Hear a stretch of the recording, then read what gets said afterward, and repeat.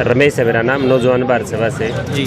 अभी जो अलग अलग संगठन है मिलके शहीद भगत सिंह जन अधिकार यात्रा पूरे देश में निकाली जा रही है। और यहाँ कैथल भगत सिंह चौक से लेके और कैथल किला के आसपास के जो गांव हैं उनसे होते हुए फिर आगे नरवाना और उसके आसपास के गांव, उचाना और आसपास के गांव, ये 2 डिस्ट्रिक्ट हम पूरे कवर कर रहे हैं। उसके बाद फिर रोहतक में और आसपास के गाँव को हम कवर करेंगे। आपकी यात्रा ऐसे दौर में चली हो जब अलग अलग राजनीतिक दल भी अपनी यात्राएं निकाल रहे हैं, लेकिन ऐसे में आप सीमित संसाधनों से किस तरह यात्रा निकाल रहे हैं? देखिए, वो जो अलग अलग यात्रा निकाल रहे हैं वो अलग उनका मकसद है। वो कारपोरेट घरानों के चाकर हैं वो तो सारे, उनमें ज़्यादा इतना। लेकिन आज ये बात सही है कि जो एक अंधेरे का दौर है, फासीवादी ताकतें लगातार देश पे कब्जा जमाए हुए हैं, तो हमारा ये मानना है कि जनता का एक विकल्प खड़ा करने की ज़रूरत है। जो शहीद भगत सिंह और उनके साथियों ने एक समतामूलक समाज का जो सपना देखा था, जिसमें जाति धर्म के नाम पे दंगे ना हो, जिसमें कोई गरीब अमीर के बीच भेद ना हो, एक ऐसा समाज जिस पे उत्पादन और राजकाज के तमाम संसाधनों पे इस देश की मेहनत का जनता का हक अधिकार हो, उस सपने को पूरा करने के लिए हम जनता के बीच से ही सहयोग जुटा के, तमाम संसाधन जुटा के ये यात्रा निकाल रहे हैं। हम किसी कारपोरेट घराने से, चुनावी पार्टी से, किसी पूंजीपति से कोई चंदा या सहयोग किसी प्रकार का हम नहीं लेते। ठीक है। वृशाली दिशा छात्र संगठन जी, क्या लक्ष्य लेके चल रही है यात्रा? भगत सिंह जन अधिकार यात्रा का यही मकसद है कि लोगों के बीच जो असल मुद्दे हैं उनको लेकर के जाया जाए। जैसे हरियाणा की बात कर ले, बेरोज़गारी में अव्वल नंबर पे खड़ा है हरियाणा। सरकारी स्कूलों का ढांचा लगातार तबाह किया जा रहा है, राशन कार्ड ख़त्म किए जा रहे हैं। उसके अलावा देश भर में देख ले तो जो महिलाओं के, कर्मचारियों के, मज़दूरों के हालात वो लगातार दिन ब दिन बिगड़ते जा रहे हैं। कोविड की मार भी इस देश की आम मेहनत का जनता ने, मज़दूरों ने, गरीब किसानों ने झेली।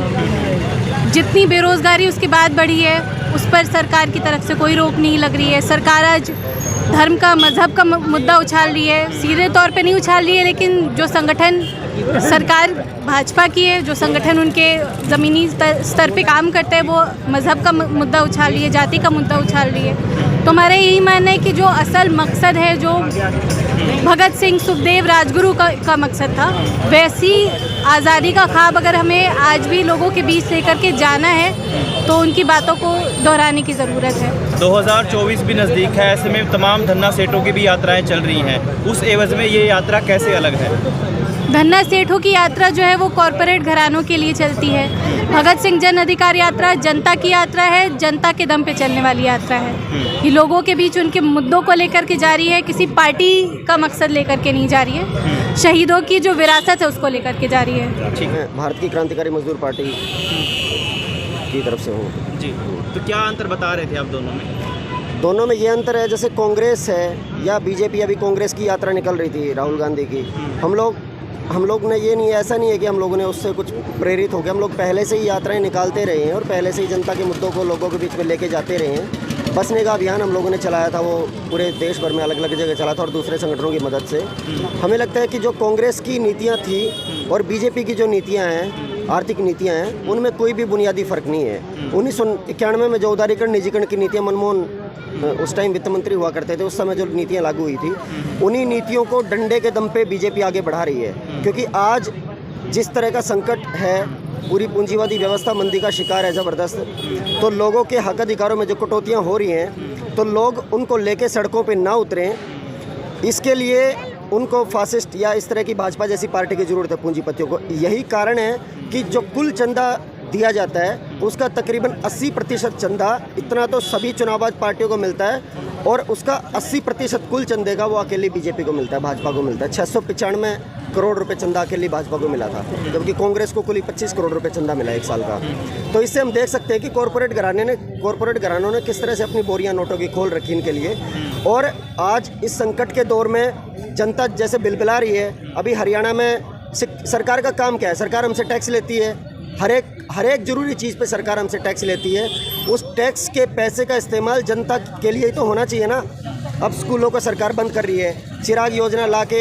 एक तरफ तो प्राइवेट स्कूलों में बच्चे पढ़ें, उनको पैसे दिए जा रहे हैं, और सरकारी स्कूलों में संस्कृति स्कूल के नाम पे उनमें फीस लग रही है। मतलब प्राइवेट स्कूलों को सरकार बढ़ावा दे रही है। तो सरकार का काम क्या है?